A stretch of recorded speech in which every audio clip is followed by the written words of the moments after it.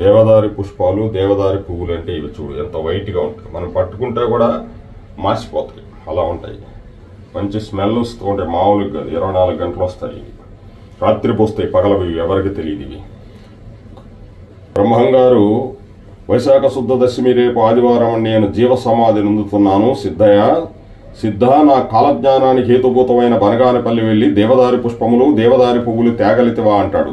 సూర్యచంద్రుల గతులు తప్పినా తప్పుదిరేమో గాని నేను మాత్రం తప్పనంటాడు. ఓహో, సూర్యుడెవరు, చంద్రుడెవరు, 2 కళ్ళు నేనే. ఓహో, ఇంకా నీ కొద్దిగా ఉంది, అది కూడా పోవాలని చెప్పి సిద్ధయ్య గారికి పవిత్రమైన తెల్లగా చేస్తాడు. సిద్ధయ్య గారిని ఎక్కడ కొద్దిగా అహంకారం ఉన్నా కూడా, అంటే ఆ సూర్యుడెవరు, చంద్రుడు నేనే కదా, అదే స్వామి అంత దూరం పోవాలన్నా గురువు గారు నీ పాదాల దగ్గరే ఉన్నాయి కదా దేవదారి పువ్వులు అంటే అయిపోయి ఉండేది. అంటే మనకు తెలియదు భగవంతుడు మనలోనే ఉన్నాడని తెలియక మనం ఎక్కడెక్కడో తిరుగుతుంటాం. కృష్ణం వందే జగత్. జై గోవిందమాం సమేత వీర బ్రహ్మేంద్ర స్వామి నమః.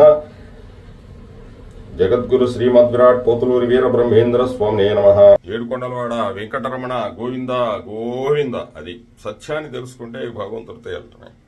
నీ హృదయంలోనే ఉన్నాడు భగవంతుడు. ఎంతో దూరంలో లేడు, చాలా దగ్గరలో ఉన్నాడు. ఆ ఏడుకొండలవాడే వెంకటేశ్వరుడే శ్రీకృష్ణ పరమాత్ముడై ఉన్నాడు. కృష్ణం వందే జగద్గురు.